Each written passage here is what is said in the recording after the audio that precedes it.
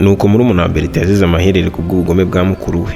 Uwo munsi Marshal ku kazi yiri bafite umutima uhagaze nk'umuntu wahaye Bertin igitekerezo cyo gushyira uburozi mu migati. Ubwo Jeanne nawe yampamagaye afite ubwoba ambwira ko murumuna wa Bertin yapfuye. Ambwira ko atarazi ko Bertin yagambirira kumushyirira uburozi mu migati kandi nyamara yarabizi ko amutwitiye umwana. Ubwo waba Bertin aho byaragahinda n'amarira. Akana k'akaziranenge kari gapfuye batazi n'icyakishe. Gusa n'ubundi nk'uko bigenda mu bantu bose uhuye n'ibibazo nta buri wabishinja. Ubwo iwacu nk'abantu bari bamaze iminsi bahangana n'umuhungu wabo Bertin bagombaga kugira aho bahurizwa n'ibyo byose.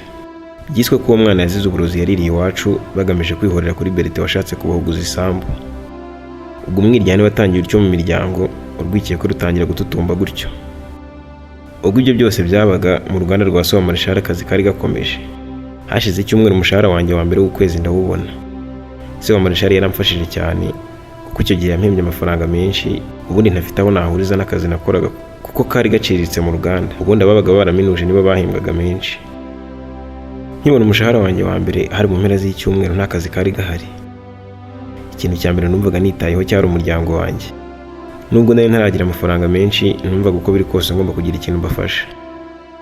Ubwo nafashe umwanya njya mu mujyi ngo mbagurire bya bintu bigize kuntuma mbere ubwo nazanaga na Bertin mu mujyi kugira ngo basi ndebe ko nakongera kugarura umwuka mwiza hagati yanjye nabo.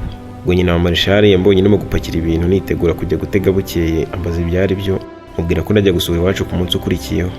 Ambaza impamvu ntari nababwiye ko ndi bujye iwacu ngo bamperekeze. Gusa njye numvaga ibyo atari ngombwa ko mbibabwira cyane ko bari abantu b'abakire. Numvaga ko ntacyo byabafasha ahubwo ko naba mbatesheje igihe.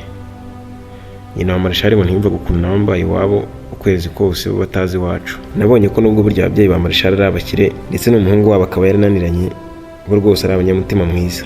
Ubwo erega nagiye kubona mbona hamagaye umugabo we byihuse ngo turajyana mu cyaro mu gitondo. Mbona kuko babikomeje babwira umuzamu warariraga ku marembo ngo atunganye imodoka zabo kuko umugabo yatwaragiye n'umugore agatwariye. Sinzi impamvu bangaga kugenda mu modoka imwe. Nabigize imikino mbona batebya ariko bukeye mu gitondo nibo baje kumbyutsa ngo nimbyuke tugende. Nariteguye ibintu bishyira mu modoka ya nyina wa Marshal. Ubundi bategeka Marshal ko nawe tugomba kujyana mu cyaro. Ubwo nawe agenda mu modoka ya se. Nyina wa Marshal twagiye tuganira ambwira ko impamvu we n'umugabo we badashobora kugenda mu modoka imwe ari uko bazi ko isaha ku isaha imodoka yabo yakora impanuka bose bagapfira rimwe ugasanga umwana wabo umwe rukumbi babyaye asigaye ari nyakamwe. Marshal numvishe ukuntu ababyeyi be bamukunda cyane ndumirwa. Nyamara narebaga ukuntu yirirwa yishora mu bikorwa by'ubujura n'ubugizi bwa nabi nkibaza icyo yabuze bikanyobera. Ubwo twageze ahantu imodoka Marshal na se barimo irahagarara mbona barimo gupakira ibintu ntazi. Twarakomeje ariko hagati aho nari nahamagaye wa mucuti wanjye wo mu cyaro ngo ambwirire abiwacu ko bagomba kwitegura abashyitsi ngiye kubazanira. Twageze iwacu nka saa 5:15 z'amanywa. Ubundi mu gace kacu kuhabona imodoka byabaga ari gake gashoboka. Ubwo bisobanuye ko icyaro cyose cyagombaga kuza kureba ibyabaye aho ngaho. Twasohotse muri izo modoka abantu bose barimo gushungera. Bamwe bavuga ngo imodoka ni izanjye, abandi ngo nsigaye nkorana n'abazungu. Mbese buri wese yabeshyaga mugenzi we icyo ashaka bitewe n'uko abona ibintu bimeze. Cyantunguye ariko nuko mu bantu baje gushungera na wa masenge wanyise umujura akanteza bisengeneza abanjye bakanyirukana yajemo kandi rwose mbibona ko yumiwe. Se wa Marshal yansabye kuzana na murumuna wanjye na papa tukabafasha gupakurura ibiri mu modoka.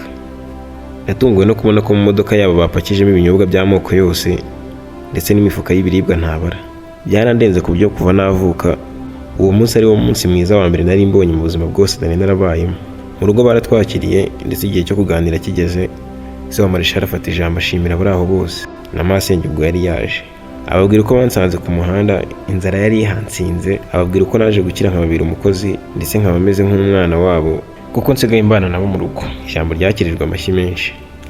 Ubwo wa musore wo mu cyaro nawe yahise aza kundeba tujya kuganirira hanze. Abandi bo baganiriraga mu nzu nk'abantu bakuru.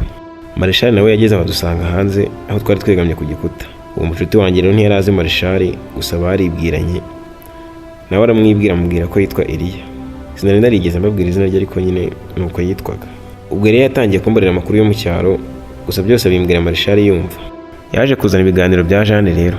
Avuga ukuntu yamubwiye ko nshimira kuba naramukijije uburozi bwa Bertin. Numva ngize ubwoba kuko Marshal yumvaga. Nagerageje no kumuhagarika mu marenga ngo arekeraho kuvuga ibintu nk'ibyo ariko ntiyumva. Marshal yakomeje kwica amatwi yigira nk'aho atumvaga nyamara njyewe nari mbizi ko yumvaga. Amasaha yo gusubira i Kigali yarageze. Se wa Marshal asigira muri umuntu wanjye telefone ngo azajye amuhamagara avugane n'abo babyeyi banjye. Gusa ariko turimo gusohoka mu nzu hari ahantu hari igikuta cyari cyarahomotseho gato. Ikintu cyaramanutse kigwira Marshal mu bitugu, ishati yari yambaye irandura. Mama ajya mu nzu kuzana igitenge ngo amuhanagure. Marishari akuramo ishati, gusa mama agiye kumuhanagura mu mugongo tubona aratunguwe, ararira, arasakuza ndetse ahobera Marishari cyane ngo abonye umwana we yari yarabuze kera. Twese tukibaza ibirimo kuba, mama yahise afata ifuni acukura ahantu mu nzu yari yaratabye impapuro z'igipande cy'umwana witwa Mugabo Lambert, araza akereka abo babyeyi ba Marishari, ababwira ko mu myaka irenga 20 ishize aribwo yaburanye n'umwana we.